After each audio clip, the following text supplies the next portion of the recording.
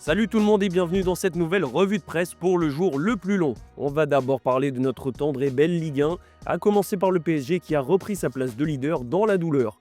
Les Parisiens se sont imposés 2-1 sur la pelouse de Strasbourg. Je ne sais pas si on a mérité cette victoire, a déclaré honnêtement Luis Enrique. Paris a beaucoup souffert, a fini à 10 après l'exclusion d'Achraf Hakimi, mais le caractère du champion a fait la différence. Le PSG peut remercier ses buteurs, Seny Mayulu et Nuno Mendes, sans oublier le désormais inévitable Matvei Safonov. Le gardien russe était de nouveau titulaire dans les buts parisiens, et il a une fois de plus été monstrueux sur penalty, en stoppant la tentative de Joaquin Panicelli. Le remplaçant de Lucas Chevalier n'a pas voulu s'enflammer, expliquant simplement qu'il avait fait son travail. En revanche, Luis Enrique a été beaucoup plus élogieux. Je crois que c'est le meilleur gardien que j'ai eu dans ma carrière pour stopper les pénaltys. J'en ai eu plusieurs pourtant, il a une capacité à deviner le côté que va choisir le tireur. Avec ce succès, le PSG reprend donc la tête de la Ligue 1 devant le RC Lens. Dans l'après-midi, l'OL a continué son excellente série en s'offrant un 10e succès d'affilée, toute compétition confondue. Victoire 1-0 contre le LOSC grâce au premier but de la recrue Noah Narté, qui était titulaire dans le milieu lyonnais. Le Danois a montré l'étendue de sa qualité technique et aussi sa finition, en étant à la conclusion d'un rush incroyable du surprenant Ruben Kluivert. L'OL enchaîne et recolle à l'OM. Côté lillois, cette nouvelle défaite a un goût amer, d'autant plus qu'un pépin physique risque de faire mal à Bruno Genesio. L'entraîneur des Dogs a évoqué le cas Ethan Mbappé, qui était absent pour ce match. Il s'est fait mal à la cuisse et je ne peux pas vous dire la durée ni la gravité de la blessure, a lâché le coach lillois, très inquiet pour son joueur. Le journal L'Équipe évoque déjà une potentielle fin de saison pour Mbappé, qui revenait à un très bon niveau dernièrement. Dans les autres résultats de cette journée de Ligue 1, l'OGC Nice a obtenu le point du nul après avoir été mené 2-0 contre Brest. Eli Wahi a confirmé sa très belle forme en inscrivant son 3e but en 4 matchs. De son côté, Angers a battu Metz 1-0 et Auxerre a pris un bon point à Toulouse, score final 0-0. Allez, on prend la direction du sud où l'OM fait la une des journaux, même quand il ne joue pas. Haute tension, difficile de décrire différemment la situation actuelle de l'OM, qui sort d'une semaine catastrophique, tant sur le plan sportif mais aussi en interne. Élimination honteuse en Ligue des Champions, match nul tout aussi décevant à Paris et des tensions qui se multiplient au sein du club. C'est un OM sous haute tension qui se prépare à son match de Coupe de France contre le Stade Rennais demain soir. Hier, le journal La Provence a même révélé les dessous de l'entraînement mouvementé du dimanche.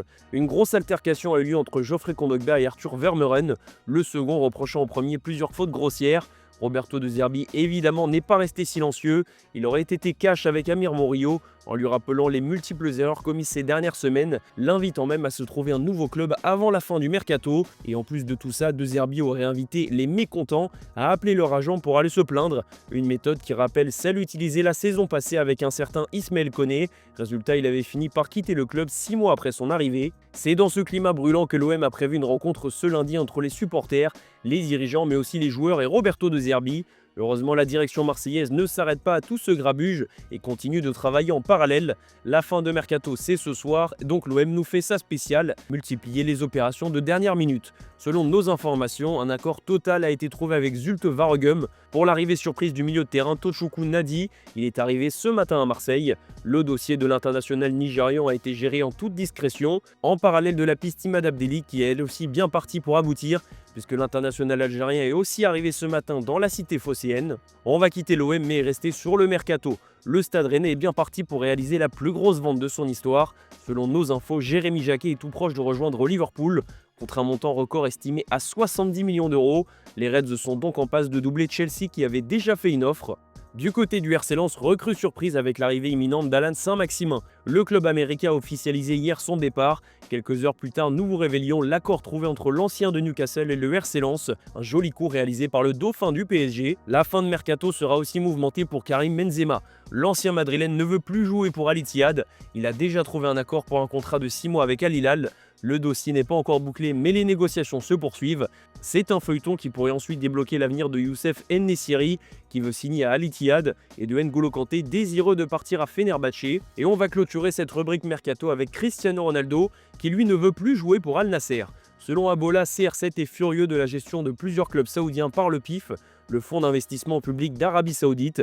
Le Portugais menace donc de faire sentir son mécontentement sur le terrain. Allez, cap sur l'Espagne où le Real Madrid a eu besoin d'aide pour venir à bout du Rayo Vallecano. Succès 2-1 des Madrilènes grâce à des buts de Vinicius Junior et un penalty à la dernière minute de Kylian Mbappé. C'est un Real qui marche sur des œufs qu'on a vu hier au Bernabéu. une nouvelle prestation insipide et un nouvel accueil musclé du public madrilène, toujours aussi exigeant avec son équipe. Le Bernabéu a sifflé ses joueurs, son entraîneur, il n'y a eu que le but magnifique de Vinicius pour calmer un peu les tribunes, et évidemment le penalty à la dernière minute de Kylian Mbappé. Au-delà de ça, le point noir pour le Real Madrid, c'est la sortie sur blessure de Jude Bellingham. Le milieu de terrain anglais a quitté le terrain en larmes dès le début de match, une image qui inquiète énormément l'Angleterre comme le fait savoir le Daily Mirror. On va même plus loin dans le Daily Mail en faisant référence à David Beckham et Wayne Rooney. L'inquiétude dépasse le cadre du mois d'absence annoncé, puisque la presse anglaise a peur de retrouver Jude Bellingham en méforme pour la Coupe du Monde. C'était le cas pour Beckham en 2002, pour Rooney en 2006. Les deux anciens de Manchester United avaient lutté pour disputer le mondial. Ils avaient réussi, mais ils n'étaient pas du tout à 100% et ça s'est senti. On verra comment le milieu du Real Madrid récupère de cette blessure à la cuisse.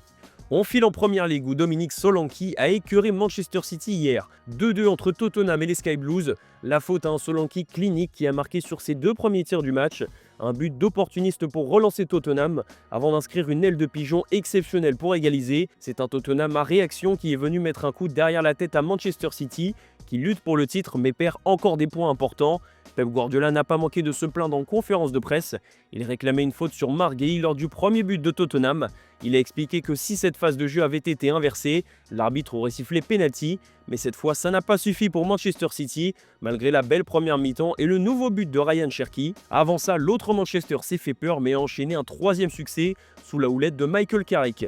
Les Red Devils ont battu Fulham 3-2 grâce à un but dans le temps additionnel de Benjamin Sesko. Manchester United menait 2-0, mais Fulham a égalisé en quelques minutes. Il aura finalement fallu attendre le sursaut d'orgueil de l'attaquant slovène. Ce Manchester United version Carrick fonctionne très bien et Harry Maguire en est la parfaite illustration. Souvent moqué mais jamais abattu, le défenseur anglais est l'un des hommes forts de Man United depuis l'arrivée de Carrick, à tel point que la presse anglaise parle du magnifique Maguire qui pourrait résoudre les problèmes défensifs de Thomas Tuchel avec la sélection. On part en Italie pour clôturer cette revue de presse. L'Inter Milan s'envole en tête du championnat avec son succès 2-0 hier soir sur la pelouse de la Cremonese. L'Inter a pris 8 points d'avance sur son rival milanais, mais la rencontre a surtout été marquée par un grave incident. Le gardien de la Cremonese a été visé par un jet de pétard venant du parquage des supporters interistes. Il a été touché à la jambe et s'est plaint d'acouphènes. Le supporter lui a été retrouvé par les forces de l'ordre à l'hôpital, puisqu'il s'est fait arracher 3 doigts lors de l'explosion d'un pétard. La rencontre a finalement pu reprendre, puisque Odero s'est relevé, mais l'Inter risque forcément des sanctions. Dans la soirée, la Juventus a confirmé sa belle remontée au classement, en s'imposant 4-1 sur la pelouse de Parme. Et on va boucler cette page italienne avec Jean-Philippe Mateta. L'attaquant français est proche de l'AC Milan, mais des doutes existent sur son genou. Un dernier examen est donc prévu ce lundi matin à Londres, et les résultats détermineront si le Milan décide ou non d'acheter l'international français. Voilà les amis, c'est la fin de cette revue de presse. N'oubliez pas surtout de rester connecté sur notre chaîne YouTube, puisque 3 JT sont prévus aujourd'hui pour vous tenir au courant des dernières infos mercato. Alors on se retrouve dans l'après-midi.